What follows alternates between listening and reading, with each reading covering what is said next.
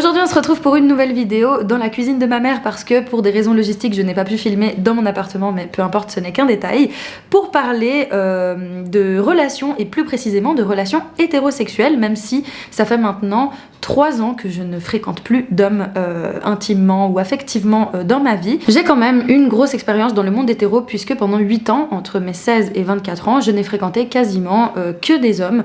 Donc mes premiers pas dans la vie sentimentale, intime, amoureuse, etc. s'est faite dans un cadre relationnel hétéro.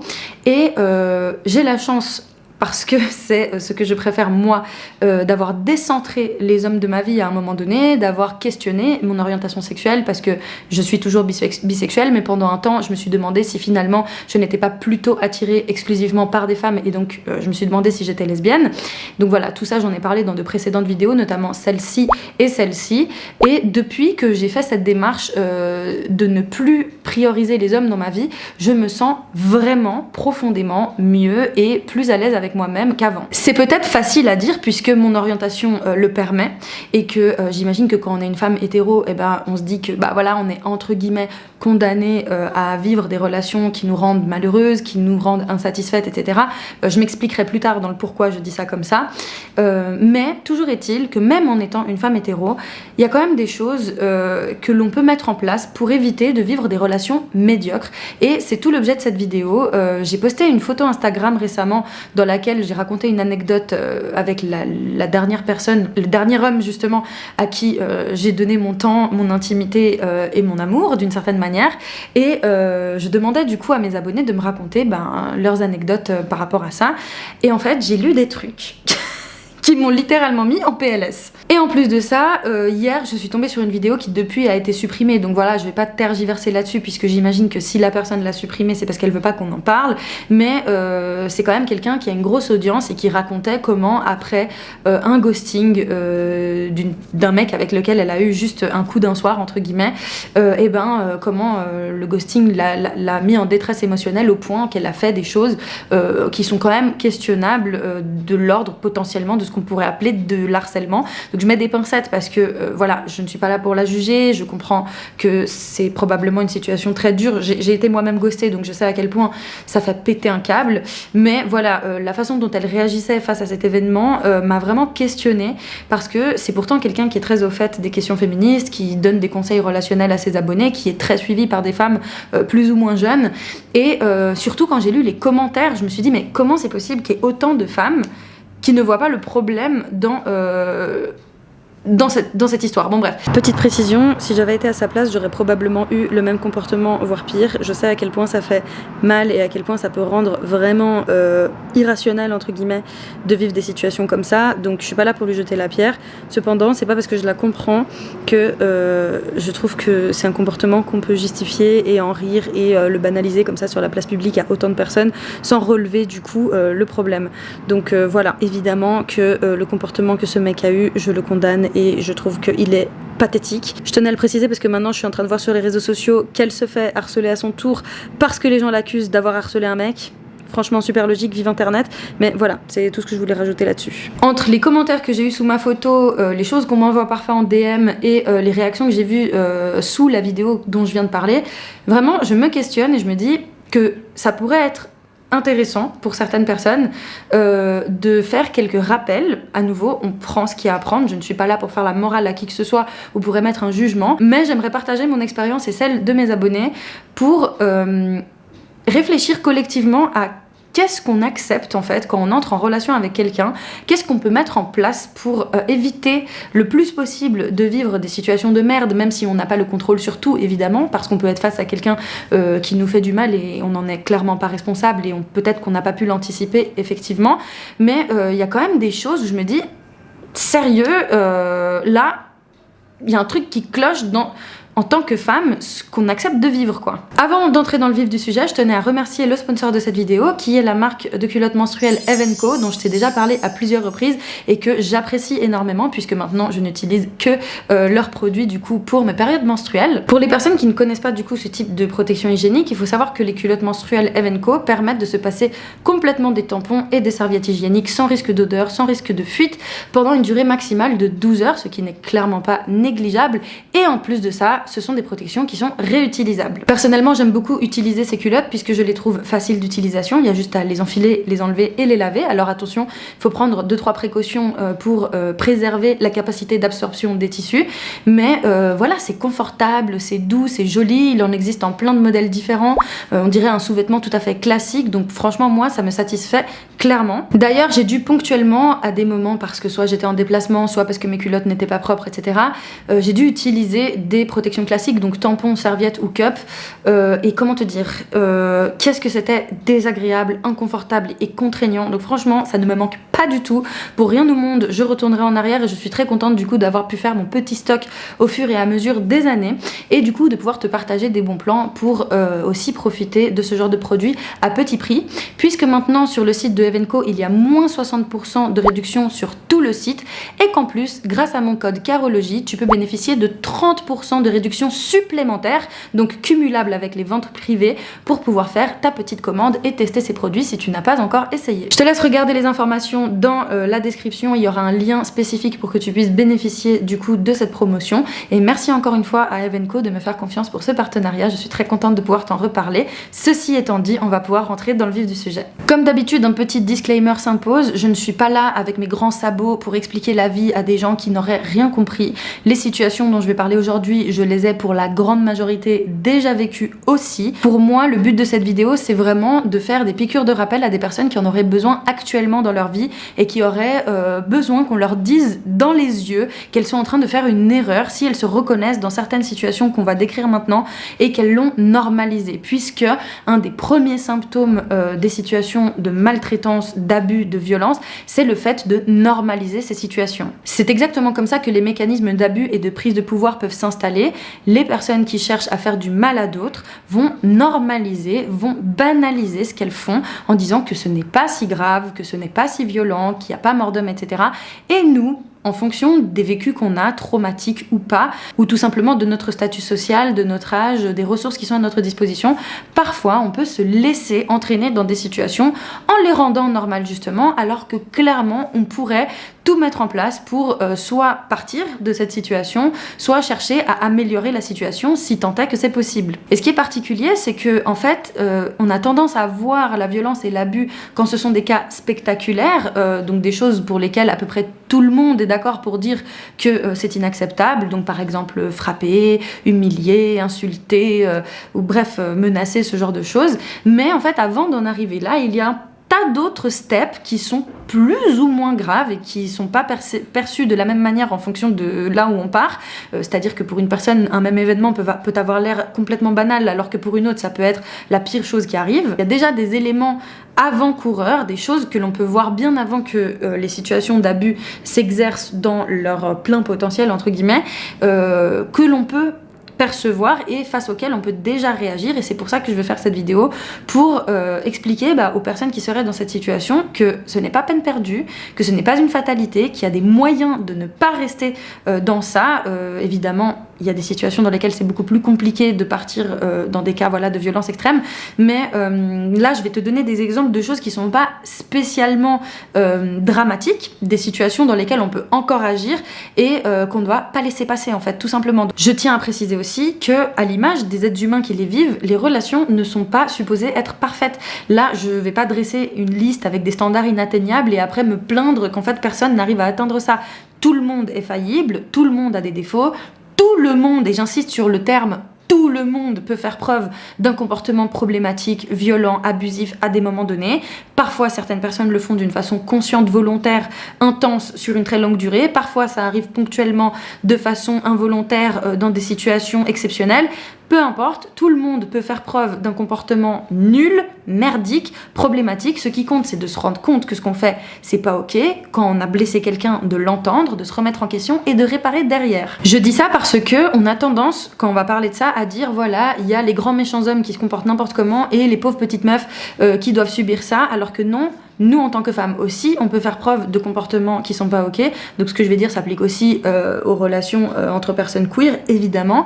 Mais aussi parce que pour moi, le féminisme, ce n'est pas infantiliser les femmes et les considérer comme des petites choses qui ne font que subir et qui sont passives face à des situations qui ne sont pas souhaitables en fait. Mon féminisme, c'est surtout de dire aux femmes qu'en fait elles ont une capacité d'agir dans une certaine mesure et qu'elles doivent s'en saisir pour pouvoir faire en sorte de ne pas laisser des situations arriver alors que on a une capacité d'agir dessus. Je répète, il y a des situations contre lesquelles on ne peut rien faire, qu'on ne pouvait pas prévoir et qu'on ne pouvait pas éviter, c'est sûr et certain. Mais il y a aussi des situations dans lesquelles il n'y a pas de rapport de domination qui justement nous écrase au point de ne pas pouvoir agir. Et c'est de ces situations-là que je vais parler aujourd'hui spécifiquement. D'ailleurs, je tiens à rappeler que deux choses peuvent être vraies en même temps. C'est-à-dire que l'on peut dire à des femmes: faites attention, ayez des standards, posez vos limites et faites-les respecter. Et on peut en même temps aussi dire aux hommes d'arrêter de se comporter n'importe comment avec les femmes qu'ils fréquentent. Enfin, l'un n'empêche pas l'autre. D'ailleurs, j'ai suffisamment fait de vidéos pour remonter les bretelles aux mecs qui justement se comportent n'importe comment avec des femmes, et ça depuis des années. Donc voilà, je préviens juste parce que je sais qu'il y a des personnes qui pourraient s'énerver en disant: oui, mais t'es là à faire la leçon à des meufs, alors qu'en fait, il faut dire aux hommes d'arrêter de se comporter mal. Effectivement, il faut dire aux hommes d'arrêter de se comporter n'importe comment, on est bien d'accord. Mais moi, j'en peux plus de voir des meufs qui ont vraiment des ressources en elles qu'elles ne voient pas. Moi, la première, j'ai été une de ces meufs, c'est-à-dire que j'avais tellement de choses pour moi, mais une estime de moi merdique, que du coup je me rendais pas compte que littéralement je donnais de l'or à une poubelle, quoi. Et c'est ça qui m'énerve, c'est de me dire qu'il y a trop de meufs qui se voient d'une façon qui n'est pas ce qu'elles sont vraiment, parce que les traumas, parce qu'estime d'elles-mêmes dégueulasse, parce que relations passées toxiques, etc. et qui restent en fait dans ces dynamiques-là, et c'est ça qui me rend ouf. C'est ça qui me donne envie de m'arracher les sourcils un par un, parce que je me dis, mais je me reconnais dans cette situation, je me reconnais dans ce truc où en fait je m'aime tellement pas, j'ai tellement pas confiance en moi, je ne vois tellement pas qui je suis et les ressources que j'ai à disposition, que du coup j'accepte des choses mais juste impossibles, quoi. Et avec le recul, là je te parle d'il y a 3 ans, ok. Le dernier mec à qui j'ai donné l'heure, c'était il y a 3 ans, et j'étais déjà féministe et j'avais déjà passé 20 ans et j'avais déjà plein d'outils thérapeutiques en ma possession, etc. Enfin, j'avais tout ce qu'il fallait pour ne pas tomber dans le panneau, et j'y suis vraiment rentrée, mais je l'ai percutée de plein fouet, quoi. Cette anecdote, justement, j'en parle sous ma fameuse photo Instagram, que voilà, je vais expliquer en quelques mots, parce que voilà, j'ai pas envie d'accorder non plus un temps et une attention éternelle à ce personnage que je méprise profondément.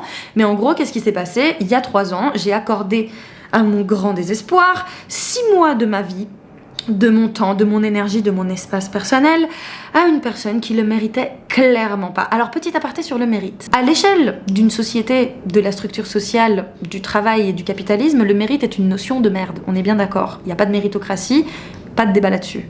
Mais par contre, à échelle individuelle, c'est une notion qui se tient. C'est-à-dire que oui, je trouve que dans les relations interpersonnelles, à l'échelle de notre quotidien, de notre petit cercle, on peut considérer que le mérite est un concept valable. C'est-à-dire que quelqu'un qui veut ton temps est censé le mériter. À moins que, par exemple, tu sois parent, que tu aies décidé de faire un enfant. Dans ce cas-là, il n'y a pas de mon enfant doit mériter ou pas ce qu'il a d'avoir à manger, d'avoir un toit sur la tête. Et pour moi, dans cette situation, on est clairement dans un cadre inconditionnel parce que, voilà, c'est une situation spécifique, parent-enfant, être vulnérable, etc. Mais quand il s'agit de personnes qui jouent dans la même équipe, avec les mêmes ressources, avec les mêmes cartes en fait entre les mains, donc entre adultes par exemple, entre collègues, dans une relation amoureuse, dans une même famille, etc. Oui, il faut qu'il y ait un rapport équitable entre les personnes. Si tu me traites comme une merde, tu ne mérites pas que je te traite bien. Et ça, c'est valable pour moi, peut-être que tu considères que c'est pas quelque chose de pertinent, t'as le droit, mais moi je pense, et c'est quelque chose qui a été très dur, que en fait mon temps, mon énergie, mon amour, mon intimité sont des choses que la personne en face doit me prouver qu'elle mérite. De la même manière que moi, je vais faire en sorte de mériter ces choses chez l'autre. Et c'est pas que je dois me sacrifier, faire la people pleaseuse, etc. C'est juste qu'en fait, c'est une façon de prendre en considération les ressources de l'autre. Je prends soin de ce que tu me donnes et j'attends de ta part que tu prennes soin de ce que je te donne. C'est dans ce point de vue-là que je le dis. Bref, parenthèse fermée. Donc comment j'en suis arrivée à fréquenter ce personnage? Déjà, de base, j'avais déjà pris la décision dans ma vie de ne plus fréquenter d'hommes à ce moment-là. Donc ça faisait un certain temps que je ne fréquentais que des personnes queer, notamment des femmes. Et il s'avère qu'à un moment donné, j'ai eu une sortie de route, j'ai eu un pet de cerveau et j'en avais marre en fait de plein de trucs qui se passaient dans ma vie et je me suis dit, je veux un truc facile, rapide, consommable comme un fast-food, je vais aller accepter la proposition de ce type parce qu'en fait il avait essayé de me charo évidemment. Au départ je lui avais dit non et finalement j'ai changé d'avis, je lui ai dit écoute c'est quoi, vas-y pourquoi pas. Mais vraiment dans l'optique de quelque chose de pas sérieux, de quelque chose de très superficiel, je me suis dit vraiment on va passer du bon temps ensemble et ça s'arrête là, point barre. Et en plus de ça le profil de cette personne vraiment était à des années-lumière du profil de personnes que je recherchais dans ma vie. Sauf qu'évidemment, ça ne s'est pas passé comme prévu. J'aurais dû le voir dès le départ, puisque le premier date que cet homme m'a proposé, c'était de me soulever dans une tente en plein milieu d'un parc public à Genève. Voilà. Au départ, j'ai cru que c'était une blague, j'ai cru que j'avais pas compris. Je lui ai dit, mais attends, une tente, tu veux faire genre une sortie en camping? Tu veux qu'on aille camper? Enfin bon, déjà là, j'étais pas très rassurée parce que je le connaissais pas bien, donc voilà. Non, mais en fait, il voulait qu'on fasse nos affaires dans une tente. Et quand je lui dis, mais en fait, c'est-à-dire, parce que j'étais quand même assez interpellée, il me dit d'aller dans le parc à côté de chez moi, genre. Et j'étais là, mais tu veux me soulever en plein espace public, alors qu'il y a des gens, en pleine journée? On se connaît à peine, enfin, je sais pas, enfin, déjà juste là, j'aurais dû, et je pense que c'est évident pour toutes les personnes qui écoutent cette histoire, j'aurais dû me rendre compte que c'était lunaire, mais lunaire comme proposition. Enfin, je veux dire, ça en dit long sur ce que cette personne veut de moi, en fait, et sur ce qui est attendu. Et en fait, a priori, c'était pas censé me déranger, puisque j'étais d'accord pour n'avoir que ça entre lui et moi, mais ça veut pas dire que je suis d'accord que ça se passe comme ça. Enfin, je sais pas, enfin bref. Tout ça pour dire que ça a posé les bases déjà de ce qui allait se passer plus tard et en fait ça ne m'a pas empêché de foncer dans la relation tête baissée. Vraiment, bref. Donc je raconte cette anecdote sur Insta en disant est-ce que vous vous rendez compte quand même que j'ai donné l'heure à un type qui m'a proposé ça comme premier date, supplément bonus pro max, qu'il avait en fait une baby mama qui allait bientôt accoucher, que je l'ai grillé en train de me mentir à plusieurs reprises et qu'en fait, bref, la liste de ses défauts était vraiment longue comme le bras et moi, j'ai allègrement décidé de fermer les yeux et de faire le petit papillon qui n'y voyait aucun problème. Donc bref, c'est en fait par rapport à ce genre de situation que j'ai envie de faire cette vidéo, de me dire mais qui m'a envoyé? Personne ne m'a obligé à être là. Il n'avait concrètement aucun moyen clair et net d'avoir comment dire, une emprise sur moi, parce qu'en fait, il n'a pas eu d'emprise, justement. On a tout le temps ce mot à la bouche, oui, j'étais sous emprise, cette personne m'a mis sous emprise. Mais en fait, il faut bien comprendre que quand on parle d'emprise, c'est un système global d'éléments qui entoure une victime et qui la contraignent coûte que coûte à rester dans la situation dans laquelle elle est. Et je trouve qu'on utilise le mot emprise un peu pour un oui ou pour un non, en fait. Personnellement, je parle d'emprise quand on est dans une relation dans laquelle, matériellement, et psychologiquement, une personne est contrainte de dépendre d'une autre parce que progressivement, elle a été mise dans une situation de vulnérabilité. En dehors de ces circonstances-là, je vois pas pourquoi on utilise ce terme. Parce que je sais qu'il y a des gens qui, lorsque je raconte cette histoire, pourraient me dire oui, mais t'étais sous emprise. Mais quelle emprise de rien? Il n'avait même pas de capacité de me manipuler, juste c'était un menteur et il mentait mal. Et moi, j'ai juste décidé de me dire oh, c'est pas grave. Oh, mais bon, j'ai quand même vécu pire. En fait, voilà, à nouveau, ce truc de banaliser. Bref. Donc pour moi, l'emprise, c'est pas adapté si on n'est pas vraiment dans des rapports de domination concrets. Par exemple, il y a de l'emprise quand effectivement, t'es employé et que la personne qui te fait chanter, c'est ton patron, par exemple, et qu'il a un pouvoir d'agir sur ton revenu.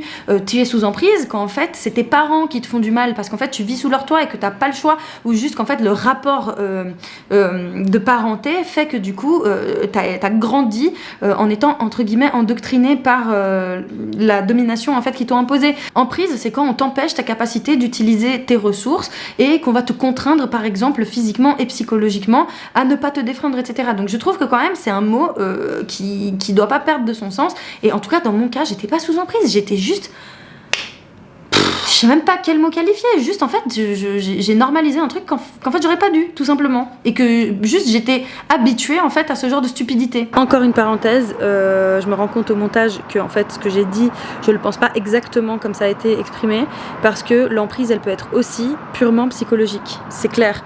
On peut avoir une emprise sur quelqu'un avec qui on communique exclusivement en ligne par exemple, et qu'on ne contraint pas d'un point de vue matériel direct. J'ai l'exemple de ce qui s'est passé avec Anne, il me semble que c'est comme ça qu'elle s'appelle, et le fait que voilà, elle s'est fait arnaquer en ligne, etc. C'est une forme d'emprise. Et pourtant, elle a fini par être contrainte financièrement, mais au départ elle n'avait pas cette contrainte. Donc en fait pour rentrer dans l'emprise il ne faut pas forcément qu'il y ait une contrainte physique et matérielle, mais toujours est-il que en fait ce que j'essayais de dire dans cette partie de la vidéo, c'est que je trouve qu'on a facilement le mot emprise en bouche quand des fois on est dans des situations où juste on n'a pas été très attentif ou attentive, des situations sur lesquelles on a volontairement fermé les yeux, où on a juste décidé de ne pas voir les red flags, et je trouve que dans certaines situations on utilise le terme d'emprise et on va se poser en victime, alors qu'en fait clairement il y avait encore beaucoup de marge pour qu'on puisse ne pas tomber dans cette situation. Donc c'est pour ça que je faisais ces précisions là. C'était important pour moi cet aparté sur l'emprise parce que j'ai été dans plusieurs situations, dont des situations d'emprise qui ont duré sur des années et qui étaient très violentes et qui étaient très difficiles à vivre. Donc je trouve que c'est important en tant que victime de ce genre de choses d'apprendre à faire la différence entre les situations dans lesquelles effectivement on nous a pas entre guillemets laissé le choix de pouvoir réagir et les situations dans lesquelles on a une capacité d'agir. Et c'est justement en ayant conscience de quels sont les outils, quelles sont les dynamiques, quel est le cadre dans lequel s'exerce une emprise, c'est justement en ayant ces éléments et en clarifiant ce que ça définit que l'on peut user de notre capacité d'agir et donc ne pas rester dans une potentielle posture de victime ou de devenir potentiellement une victime. Donc voilà, c'est pour ça que c'était important pour moi. Ceci étant dit, on retourne à la vidéo. Bref, tout ça pour dire que j'ai fait une liste non exhaustive à partir de vos commentaires sous ma photo, des choses qui personnellement me paraissent impossibles à laisser passer, qui sont très basiques et qui vraiment ne méritent même pas qu'on débatte. Il n'y a même pas de oui, mais non. Il n'y a pas de débat. Si ça se produit, ça dégage. En tout cas, c'est mes critères. Inspire-toi de la façon dont je procède pour faire ta propre liste de critères. Mais moi, je te dis là, ce que j'ai là, c'est des choses qui ne se passeront plus dans ma vie, mais je te le garantis. Point numéro 1, la personne te critique sur ton physique. Quelle que soit la raison, ça dégage. Je suis pas en train de te dire qu'il faut jamais se vanner pour rigoler ou se dire des trucs un peu pour se piquer machin, parce que même moi dans ma relation actuelle je le fais parce qu'on est des gamines et qu'on aime trop se tailler pour rien, et c'est surtout pour rire en fait. Mais là les situations que je te dis, c'est les situations qui se passent premier degré, c'est-à-dire que moi ma meuf quand elle va me tailler pour rigoler sur comment je me suis sapée ou sur la coiffure que j'ai choisie, vas-y là c'est bon, genre je rigole et c'est des choses même que tu peux changer. Mais par contre si on commence à me tailler premier degré sur un critère physique que je peux même pas changer, mais ça va pas ou quoi? Alors je dis pas bien sûr que on peut aimer plus ou moins certains traits physiques de notre partenaire et inversement, enfin oui c'est normal, mais moi je te parle du fait de critiquer avec l'intention de nuire, c'est-à-dire de te faire sentir mal, de faire que tu perds d'estime de toi, même peut-être d'un point de vue un peu plus vicieux, de chercher à te faire changer en se disant ouais bah si je la fais sentir suffisamment mal, peut-être que ça va lui créer le déclic et puis elle se mettra à aller à la salle. Parce que j'ai lu des histoires comme ça, et laisse-moi te dire que j'ai trouvé ça dégueulasse, des mecs qui pensent qu'en faisant sentir mal leur meuf, c'est ça qui va les permettre de tout d'un coup se réveiller, comme ils disent, et de se prendre en charge. N'importe quoi. Anecdote en guise d'exemple, une fois mon ex a été scandalisé parce que je ne l'ai pas prévenu en avance que j'allais me teindre les poils d'aisselle en violet, MDR.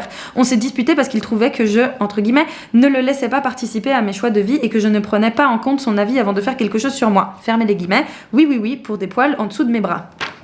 Petit 2, il insiste ou exerce une pression quelconque afin d'avoir des rapports intimes. Ça dégage! À nouveau, si c'est un jeu qui a été préétabli sur lequel vous vous êtes mis d'accord avant parce qu'en fait ça vous excite, vous avez des kinks, etc. Pratiquez le genre d'intimité que vous voulez.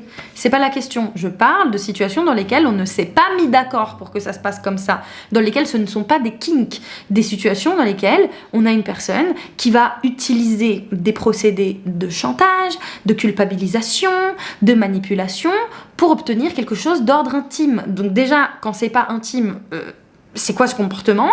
Mais si en plus de ça, c'est pour obtenir des faveurs de cet ordre-là, mais il n'y a même pas de débat à avoir en fait, ça dégage jour 1. Petite parenthèse, je sais que dans cette vidéo, je me mets en colère, mais parce que voilà, forcément c'est du vécu, il y a des choses qui remontent à la surface, je ne m'énerve contre personne, d'accord? Genre si t'aimes pas ma façon de procéder, mon ton, etc., libre à toi de regarder ou pas cette vidéo.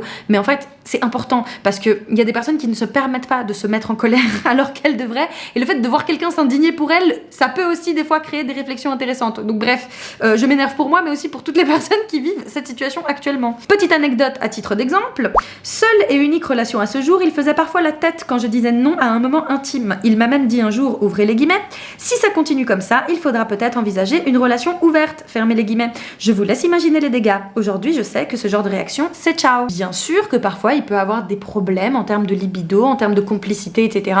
Que un des deux partenaires ne se sente pas satisfait et que cette personne ait besoin d'en parler. On dit pas que parler de sa frustration, parler de son insatisfaction, c'est quelque chose de mal en soi. On est en train de dire que sur le moment, faire sentir mal l'autre pour obtenir ce genre de pratique, c'est non, en fait. Catégorique. Petit C, il met ta santé en danger par négligence ou volontairement. Mais ça dégage aussi. À nouveau, petite anecdote pour exemplifier. C'était une époque où je faisais une grave dépression. J'étais en crise ce soir-là et j'ai senti que si je restais seule, j'allais y passer. Alors j'ai appelé plusieurs amis, mais personne ne répondait. J'ai fini par appeler mon mec de l'époque, je savais qu'il était en soirée et c'était en dernier recours. Il est venu chez moi et il tirait la gueule, genre, ouvrez les guillemets, je peux pas me poser 30 secondes sans devoir me faire du souci pour toi, fermez les guillemets. Je lui ai dit que j'allais aller aux urgences psychiatriques. Entre parenthèses, c'était la première fois que j'envisageais d'y aller. J'avais 19 ans et c'était impressionnant pour moi à l'époque. Fermez la parenthèse. Comme ça, il pourrait retourner à sa soirée de con de la Saint-Patrick. Résultat, il m'a dit que de toute façon, je lui avais déjà gâché sa soirée et qu'il allait rentrer. Il m'a laissé aller seule à l'hôpital psy en pleine nuit et il n'a pas pris de nouvelles. Alors, j'anticipe déjà les gens qui vont dire oui, mais ton partenaire amoureux, ce n'est pas ton psy, ce n'est pas un secouriste, ce n'est pas ci, ce n'est pas ça. Il ne s'agit pas de ça. Si tu sors avec quelqu'un, que tu sais que cette personne est en situation de vulnérabilité et que tu l'aimes, a priori, tu fais le strict minimum pour t'assurer de ne pas empirer son état. Tu sais que tu es avec quelqu'un de dépressif, donc tu vas pas faire culpabiliser cette personne qui t'a demandé de l'aide, chose qui est au contraire un truc dont on peut être fier et qu'on peut féliciter. C'est-à-dire que tu es quelqu'un qui est en dépression, qui demande de l'aide, bah justement, tu peux encourager cette personne en lui disant mais c'est trop bien, bravo d'avoir fait la démarche de demander de l'aide, parce que justement quand on est en dépression c'est le dernier truc qu'on veut faire en fait, demander de l'aide. Donc juste, est-ce que ne pas empirer la situation c'est trop demander ? Juste ça. Sinon, d'autres exemples qu'on peut donner, c'est par exemple, ton mec sait que t'as une maladie chronique et il va faire tout ce qu'il faut pas faire pour empirer ta maladie. Genre par exemple, je sais pas, t'as une allergie à X aliments et puis lui, il va allègrement cuisiner des trucs avec cet aliment parce que, oh, juste, il y a pas pensé, alors qu'il sait que t'es allergique par exemple. Alors à nouveau, si c'est pas fait exprès, si c'est une question de manque d'attention, parce que la personne elle est distraite ou que voilà, elle a des conditions qui font que, voilà, il faut lui rappeler fréquemment, d'accord. Mais si c'est parce que juste cette personne s'en bat les couilles et ne fait aucun effort, tu peux te poser des questions. Petite D, il te teste en te mettant dans des situations de merde pour voir comment tu réagis. Pareil, mais ça, je trouve ça complètement lunaire. Ça te dégage aussi. Encore un petit exemple. Il y a un truc qui m'a marqué avec mon ex qui avait souvent tendance à me daronner, entre guillemets, quand on rentrait de soirée comme une sorte de débrief, entre parenthèses, c'est-à-dire me le reprocher dès que je faisais un truc qu'il trouvait socialement immature ou beauf. Fermez la parenthèse. Un jour, en plein été caliculaire à Marseille, on sort le soir avec une copine chez qui on était invité pour jouer à Pokémon Go, laissant son mec et mon ex entre eux à l'appart. On était en combi short parce que, spoiler, il faisait chaud. Quand je suis revenue et qu'on est parti de chez nos potes, il a commencé à me faire la leçon comme quoi sortir dans Marseille la nuit dans cette tenue c'était risqué, etc. etc. J'essaye de lui expliquer que, short ou non, une femme seule la nuit se fera malheureusement emmerder, quelle que soit sa tenue, si quelqu'un a décidé de l'emmerder, et le ton monte peu à peu en marchant vers chez lui parce que son paternalisme m'agaçait passablement, jusqu'à ce qu'il décide de traverser l'avenue du Prado pour me laisser seule à marcher sur le trottoir d'en face et me prouver que j'allais me faire emmerder. Bingo, au bout de 5 minutes, deux types dans une voiture au feu rouge me crient « Hé, viens ici !» Je les envoie bouler, ils partent car le feu est passé au vert, et là mon ex s'empresse de traverser à nouveau en revenant vers moi pour me dire, entre guillemets, « Tu vois ce que je te disais ?» Fermez les guillemets. Inutile de préciser que je l'ai pourri de m'avoir mise volontairement en danger pour tenter de prouver, entre guillemets, son point, et que lui expliquer que les femmes seules, peu importe les vêtements, sont potentiellement plus en danger, qu'accompagnées par un homme dans la rue n'a pas servi à grand chose parce que monsieur voulait juste avoir raison. Ben c'est triste à dire, mais en 7 ans de relation, c'est le souvenir le plus clair qui me revient, et ça n'a étrangement pas été difficile psychologiquement pour moi de le quitter quelques années après. Des exemples comme ça, j'en ai eu à l'appel, des mecs qui faisaient des faux comptes et qui allaient draguer leurs meufs pour voir si elles allaient répondre comme ci ou comme ça. D'ailleurs, j'ai une anecdote de quelqu'un directement dans ma famille qui a fait le coup à sa femme. Non mais ça vraiment, ça me dégoûte. Il lui a envoyé des fleurs. Non mais anonymement, pour voir si elle allait lui en parler le jour de son anniversaire. Donc c'est-à-dire que lui, plutôt que de juste envoyer des fleurs pour lui dire « Joyeux anniversaire mon amour », il a envoyé des fleurs pour qu'elle croie que c'était une personne qui la draguait, qui la stalkait, etc. dans le seul but de voir si elle allait lui en parler en mode « Oui bébé, j'ai reçu des fleurs, je sais pas qui c'est ». Parce qu'en gros, Si elle lui en parlait pas, ça voulait dire que elle reçoit les fleurs d'un inconnu et donc elle accepte qu'on la drague et donc en fait c'est une PUTE nanani et puis du coup voilà potentiellement on l'a quitté pour ça ou je sais quoi. Donc c'était soit ça l'option, soit c'était le fait d'en parler en disant bah voilà bébé j'ai reçu des fleurs mais il y a pas de nom etc. Sauf qu'en fait le mec de base était tellement jaloux, possessif et insupportable avec elle depuis toujours que comment tu veux qu'elle prenne le risque de lui en parler parce qu'elle sait qu'il va mal réagir. Donc ça veut dire que la meuf elle reçoit des fleurs anonymement, dans tous les cas elle est perdante. Si elle en parle pas, il va utiliser ça contre elle. Si elle lui en parle, elle prend le risque qu'il le prenne mal parce qu'il est tellement jaloux qu'il pourrait la culpabiliser de ça. Bref, je ferai une autre vidéo dans laquelle je parlerai de ces situations-là dans lesquelles tu es toujours perdant et de comment reconnaître les relations qui te mettent constamment dans une situation d'échec dans le but justement de te manipuler, de t'exploiter, de te faire du mal, etc. Pour résumer, si le mec te met dans des situations volontairement anxiogènes qui potentiellement peuvent te mettre en danger, ciao, ça dégage. Petit E, il te fait sentir honteuse, te cache et n'est pas fier de te côtoyer. Pareil, ça part, mais tout de suite. À nouveau, moment anecdote, mon ex ne m'a jamais présenté à sa famille en 5 ans de relation, juste sa mère une fois qui ne m'a même pas adressé la parole pendant 1 heure et lui n'a pas vu le problème. On a croisé sa sœur une fois et il ne m'a même pas présenté, il a fait comme si j'étais un fantôme à côté de lui. Deuxième anecdote d'une autre personne, mon mec me lâchait la main et s'éloignait à toute vitesse dès qu'il croisait quelqu'un qu'il connaissait. Le pire c'est que c'est lui qui m'a largué. Estime de soi en dessous du sol à cette époque MDR et il y a bien d'autres. J'ai pas eu de déclic, j'ai fait une thérapie et je suis devenue féministe. Et ben tant mieux. Alors petite parenthèse concernant ce genre de situation, moi étant dans un couple lesbien, il y a des situations dans lesquelles je ne me sens pas à l'aise d'être ouvertement homosexuelle dans la rue, donc je demande à ma copine de ne pas être proche physiquement ou d'avoir des gestes d'ordre amoureux parce que c'est des situations dans lesquelles je ne me sens pas en sécurité. Entendons-nous bien sur le fait que ce n'est pas parce que j'ai honte d'elle ou de notre relation, c'est parce que j'ai juste peur de vivre potentiellement de la violence, ce qui n'a rien à voir avec les situations décrites là. Là, je te parle de situations dans lesquelles tu sens que la personne avec qui tu sors, tu lui fous la honte et qu'elle est pas fière en fait de dire en fait aux gens qu'elle est avec toi, etc. Il y a rien de plus beau comme sentiment que d'avoir la sensation d'être la prunelle des yeux de quelqu'un. La personne avec qui tu sors, quand elle parle de toi, elle a le sourire aux lèvres, elle a des paillettes dans les yeux, elle a envie que les gens sachent que tu es quelqu'un de merveilleux. Alors, il y a des gens pudiques, il y a des gens introvertis et tout, je dis pas.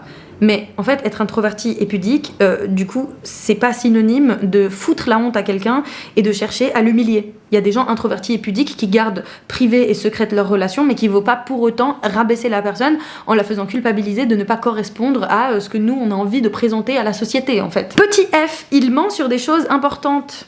Non mais ça aussi, pareil, pas de débat, tu me dégages ça tout de suite. Alors je précise importante pourquoi, parce que le mensonge fait partie de la vie de tout le monde, c'est-à-dire que mentir, c'est par exemple dans la rue, quand tu croises quelqu'un que t'as pas vu depuis des années, à qui t'as pas spécialement envie de donner des détails de ton existence, et qui va dire alors comment ça va en ce moment, et tu vas répondre ah ça va bien, alors que peut-être qu'en fait tu t'es levé avec le moral dans les chaussettes, qu'en fait il se passe rien de bien dans ton existence et t'as juste pas envie d'entrer dans les détails, donc tu vas dire oui ça va alors que ça ne va pas. C'est un mensonge, mais on est d'accord que c'est un mensonge qu'on va socialement accepter parce qu'en fait c'est juste pour se faciliter la vie et qu'il n'y a pas d'enjeu. De la même manière qu'on va dire oui le plat il est délicieux alors qu'en fait on n'aime pas ce qu'on est en train de manger. C'est une forme de mensonge et c'est pas dramatique de le dire, même si bon il y a des gens qui vont être plus ou moins tolérants là-dessus. Moi je déteste profondément la malhonnêteté et le mensonge, mais je vais pas faire la sainte en disant que ça ne m'arrive jamais de mentir. Je sais que dans mon quotidien ça peut m'arriver dans des moments ponctuels d'avoir besoin de dire autre chose que la vérité de ma tête pour me faciliter la vie. Bref, donc le mensonge ça fait partie de la vie, c'est dans la communication humaine et c'est même nécessaire dans certaines situations. Mais quand on ment sur des trucs où il n'y a pas besoin de mentir, où c'est pas du tout justifié, et surtout où c'est important de dire la vérité, là c'est non en fait. Alors je comprends, il y a des situations des fois qui sont délicates à aborder, qu'on ne se sent pas prêt de dire tout de suite pour X ou Y raison, je le comprends tout à fait. Par exemple, t'as des problèmes familiaux que t'as pas envie d'exposer tout de suite à ton partenaire, t'as des problèmes peut-être financiers, t'as des problèmes... Bref, voilà, il y a des choses peut-être qui demandent du temps avant qu'on en parle. Ça on est bien d'accord, c'est normal. Mais tu vas pas mentir sur des trucs qui impactent directement la vie de l'autre et qui peuvent potentiellement... agir sur son bien-être en fait. Pareil, on va prendre un exemple pour illustrer. Je suis restée 4 ans avec mon ex et j'ai appris au bout de 2 ans qu'il n'était pas étudiant en médecine et qu'il avait 4 ans de moins que moi. Il a ausculté ma famille et donnait des conseils médicaux. J'ai appris plus tard qu'il m'avait trompé plusieurs fois dans mon appartement, qu'il squattait et dans mon lit. Ça a fini par un appel à la police pour lui car violence conjugale. Bref, je suis hétéro et dans la merde. J'avoue, la fin du message m'a fait rire. Mais voilà, c'est quand même dur ce que cette personne raconte et je l'ai pris cet exemple parce que en fait la personne là, elle a menti déjà sur les années, elle a menti sur des trucs importants de type ce que tu fais de ton quotidien tous les jours, sur des années à nouveau, donc cette personne a dit qu'elle étudiait la médecine alors que c'était faux, et en plus de ça fait des genres de consultations. Non mais ça va pas ou quoi? Évidemment, parmi les mensonges, on inclut la tromperie, donc s'il te trompe, pareil, ça dégage. Alors je sais que dans des cas spécifiques, parfois, tromper, c'est justifié, la personne pardonne, et en fait ça a permis au couple de rebondir, et machin, et truc, et ça a cassé la routine, et ça a permis de remettre l'église au milieu du village, et nanana. Ouais, mais ouais, non. Je sais que l'infidélité c'est très courant, qu'il y a des couples qui s'en accommodent et qui fonctionnent très bien comme ça, grand bien te fasse. Moi je te parle à nouveau de mes critères. Moi, si t'as la capacité de me tromper et de me mentir, pas tu m'as trompé, tu me le dis le lendemain et tu t'en veux, etc. Moi je te dis me tromper, garder le secret, m'en parler plus tard, peut-être avoir recommencé entre temps, tout ça. C'est que en fait t'es capable de modifier la réalité dans le but d'avoir accès à mes ressources émotionnelles, affectives, à mon temps, etc. Et c'est ça que je n'accepte pas. Donc à nouveau, c'est à chacun et chacune d'évaluer sa tolérance face aux mensonges. Moi, je suis très peu tolérante. C'est vraiment un truc que je ne supporte pas. Je supporte plein d'autres défauts. Il y a plein de choses que j'arrive à gérer et avec lesquelles je peux dealer. Mais me mentir, même quand c'est sur des petits trucs de merde, je ne supporte pas ça. Et voilà, j'ai le droit d'établir ça comme limite. Et les personnes qui sont avec moi sont prévenues, j'en parle. C'est quelque chose que je mets vraiment en priorité dans les relations. J'ai besoin d'être dans une démarche d'honnêteté la plus radicale possible, dans la mesure du possible à nouveau. Mais voilà, à chacun et chacune d'évaluer ce qui est possible pour elle ou lui. Ensuite, il ne te priorise pas dans son emploi du temps. Mais ça paraît petit et pas très important comme ça, mais en fait c'est tellement révélateur. Quelqu'un qui sort avec toi, avec qui tu te projettes, qui veut construire des choses sur le long terme, qui a priori signe symboliquement un genre de pacte d'intimité, de proximité, de soutien mutuel, etc. Enfin je veux dire, automatiquement va te placer parmi ses priorités. Je dis pas que tu es sa seule priorité, mais que tu en fais partie. C'est-à-dire que si elle te fait sentir, cette personne, que tu n'es pas dans le top 3 des choses importantes de son quotidien, mais qu'est-ce que tu fous avec? Alors parfois, il y a des événements de la vie qui font que vraiment, il faut qu'on mette un peu notre relation de côté parce qu'on est occupé par une maladie, un deuil, un traumatisme. Oui. Quand il y a un événement, que c'est partagé, que la personne est au courant et que, voilà, je comprends tout à fait. Moi, demain, ma meuf, elle vit un truc excessivement difficile, je comprendrais que je ne sois pas dans la priorité de cultiver, pardon, je me suis mal exprimée, mais qu'en gros, ce soit pas sa priorité du jour de faire en sorte que son couple aille bien. Je le comprends tout à fait, c'est dans une certaine mesure qu'on est capable de le faire. Moi, je te parle plutôt des situations dans lesquelles il n'y a pas d'événement majeur qui l'explique, où juste la personne... elle veut t'avoir comme ça sur le tech, sous le coude. Et juste, en fait, elle va te solliciter que quand ça l'arrange, que comme si t'étais justement un mouchoir jetable qu'on utilise comme ça, qu'on sort de la boîte et qu'on jette à la poubelle. Et ça, beaucoup de femmes en couple hétéro l'acceptent, mais ça, c'est un non, en fait. Non et non. J'inclus dans ça le fait d'arriver à des heures pas possibles alors qu'on s'est fixé une heure, qu'on allait manger ensemble et en fait tu débarques à 22h45 parce qu'en fait t'étais avec tes potes et je sais pas quoi, machin truc. J'implique dans ça aussi le fait qu'on avait prévu de faire quelque chose un jour et que la personne elle te met faux plan sur faux plan. J'inclus dans ça aussi le fait, comme on le racontait dans l'anecdote de tout à l'heure, que par exemple t'es dans une situation de détresse et cette personne préfère aller à une soirée ou regarder sa série confortablement dans son lit plutôt que d'être un soutien émotionnel pour toi, alors que toi par exemple tu l'es de façon systématique. Voilà, quand la personne elle te donne pas la même énergie que celle que t'impliques, qu'est-ce que tu fous là? Encore un exemple parce qu'il y en a plein. Je suis sortie pendant 7 ans avec un mec on and off. Donc pour les personnes qui savent pas ce que ça veut dire, c'est qu'en gros ils se mettaient ensemble, ils se séparaient, ils se mettaient ensemble, ils se séparaient tout le temps. Pendant les 2 dernières années, il ne voulait me voir quasiment que la nuit dans sa voiture pour qu'on... Si je refusais, il trouvait une excuse pour partir vite et j'étais extrêmement triste. Entre parenthèses, dépendance affective, bonjour. Je l'ai largué dans un accès de colère après qu'il m'ait posé un lapin une énième fois alors qu'on s'était donné rendez-vous en date. J'ai appris bien après qu'il voyait plusieurs autres meufs en plus de moi, ce qui explique tous ses comportements problématiques. Maintenant, je me considère comme lesbienne et en plus, j'ai adopté un chien qui m'apporte tout l'amour dont j'ai besoin.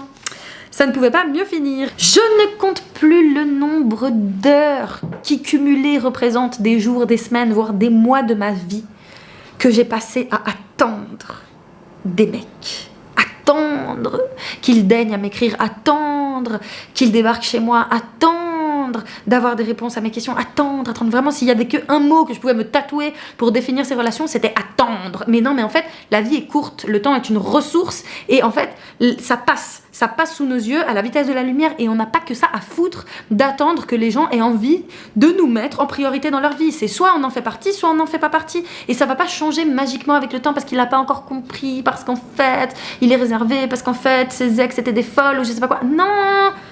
Si la personne, elle va être avec toi, elle va te le faire savoir et elle va profiter des occasions pour pouvoir passer du temps avec toi. Si elle ne le fait pas, c'est qu'elle ne le veut pas. Il n'y a pas à chercher midi à 14h, ça bouge. Ensuite, j'ai mis, il te culpabilise d'avoir des émotions négatives. Ça, pareil. Mais quelle perte de temps.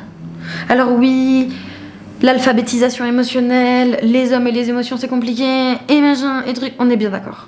Mais au bout d'un moment, quand t'es avec quelqu'un et que tu sais ce que ça implique d'avoir une relation sur le long terme, impliquée, investie, sérieuse, tu sais que tu vas passer par des épisodes qui vont être moins cool. Ça fait partie de la relation, ça fait partie de la vie. C'est pas toujours tout beau tout rose, c'est pas toujours facile, c'est pas toujours un long fleuve tranquille. C'est normal d'avoir des conflits, c'est normal d'avoir des moments où ça se passe mal, c'est normal que parfois on est avec la personne et qu'elle ait des comportements qu'on comprenne pas.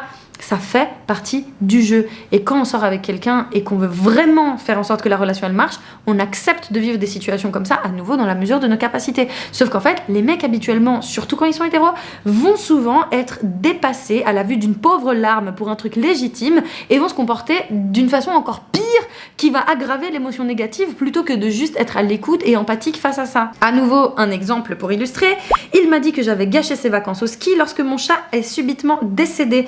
Entre parenthèses, il est parti sans moi et je n'ai fait que l'appeler une fois en pleurant, j'avais beaucoup de chagrin. Normal. Et peu de temps après, il m'a laissé seule chez moi quand je me suis cassé la cheville et que je n'avais absolument personne pour m'aider. Mais quel sympathique personnage. J'ai pas mangé pendant 6 jours, et il a même pas eu les couilles de me larguer, il a juste disparu en m'expliquant qu'il était plus sûr de ses sentiments vu que je ne voulais pas d'enfant avec lui, entre parenthèses, il le savait depuis le début, on était ensemble depuis 1 an. Non mais sérieux. J'ai rajouté dans cette liste, mais pas d'exemple, le fait qu'il rabaisse les autres femmes et les mecs gays. Alors ça vraiment, l'homophobie, la misogynie. Je sais pas comment les meufs qui sortent avec des types comme ça font. Genre l'intériorisation, la puissance de l'intériorisation du truc me sidère en fait. C'est-à-dire que tu crois vraiment que le mec il parle mal des autres meufs et qu'il va pas te manquer de respect à toi. Et tu comprends pas le lien entre l'homophobie et la misogynie. Mais qu'est-ce que tu fais avec lui? Un mec qui est homophobe est forcément misogyne. En fait, ça va ensemble. C'est juste impossible de défaire ces deux dynamiques l'une de l'autre. Et bon, ça mériterait une autre vidéo s'il y a des personnes qui voient pas le lien. Ah bah d'ailleurs, à l'occasion de ma revue sur le livre Les hommes hétéros le sont-ils vraiment, on en parlera et ce sera plus approprié. Mais juste, si tu sors avec un mec qui a des propos homophobes, ne crois pas qu'il va bien te traiter. Si il est homophobe, il est aussi misogyne et tu vas y passer en fait. J'ai aussi rajouté à la fin, il faut que tu mendies entre guillemets de l'attention et du respect fréquemment. Pareil, mais qu'est-ce qu'on fout là en fait? C'est comme pour le fait de prioriser son temps. Une personne qui veut être avec toi et qui est contente de l'être va te le montrer. À sa manière, certes, avec peut-être un certain temps nécessaire avant que ça se fasse naturellement, certes, mais va finir par le faire tôt ou tard. Mais pas au bout d'1 an et demi, en fait, pas au bout de 6 mois. Je veux dire, enfin bref, chacun a son temps, effectivement, mais j'estime qu'au bout d'un certain temps, quand t'es content d'être avec quelqu'un, quand cette personne, tu la kiffes et que t'as envie justement qu'elle se sente bien, tu lui donnes cette affection et tu lui donnes de l'attention spontanément. Enfin, ça fait partie du truc. Et le dernier point que j'ai mis, mais voilà, il en manque certainement, donc n'hésite pas dans les commentaires à rajouter les tiens s'il y en a des majeurs auxquels je n'ai pas pensé. Je rappelle que je n'ai pas mis des situations de violence évidentes parce que ce n'est pas l'objet de ma vidéo que de décortiquer ces situations-là. Je parlais spécifiquement des situations dans lesquelles on peut encore faire quelque chose et qui ne sont pas encore assez graves pour qu'on soit contrainte à subir, entre guillemets. Mais du coup, le dernier point que j'ai mis, c'est il te ghost. Mais... Et je repense à cette vidéo dont je parlais tout à l'heure, mais en fait, un mec qui te ghost. Moi, mon premier mec, il m'a fait ça, ok? Genre 2 ans et demi de relation, disparu du jour au lendemain, alors qu'il habitait en face de chez moi. Ma fenêtre donnait sur sa fenêtre. Que la veille, il m'avait dit que j'étais la femme de sa vie, peut-être. Bref, je sais à quel point ça peut faire mal. Je sais à quel point ça peut complètement faire câbler, et surtout si de base on est instable ou voilà, on a des triggers, je sais que ça peut être vécu d'une façon très violente. Mais le silence est une forme de réponse. Quelqu'un qui te ghost est en train de t'envoyer un message. Ne pas communiquer, c'est communiquer. Quelque chose qu'on veut pas entendre, certes, mais c'est communiquer quand même.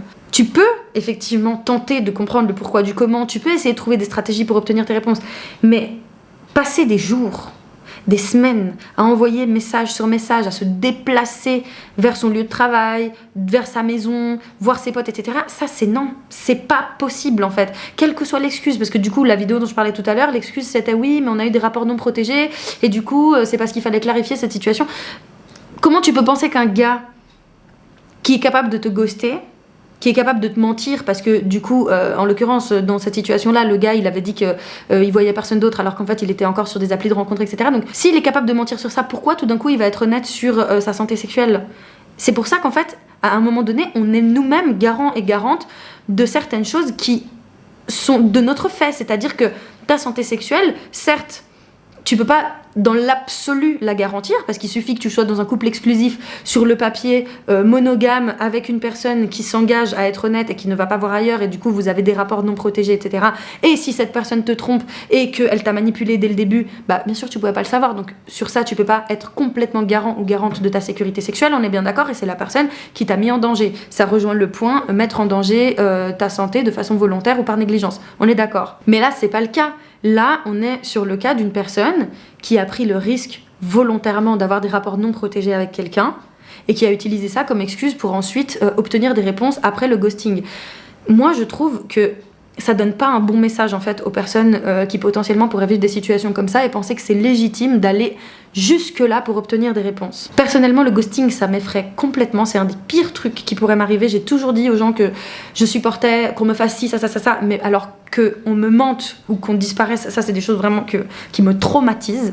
Donc c'est quelque chose aussi que j'évite de faire vivre à d'autres gens, mais ça a pu m'arriver malheureusement de devoir ghoster aussi certaines situations parce que, guess what, malheureusement il y a des gens qui parfois, pour X ou Y raison, ne nous donnent pas d'autre option que de juste disparaître parce qu'en fait, ces gens-là n'écoutent pas nos limites ou ne comprennent pas, où on se rend compte qu'en fait, où il y a plein de raisons qui peuvent faire que tu ghostes à un moment donné parce que, en fait, il t'arrive des trucs, enfin bref.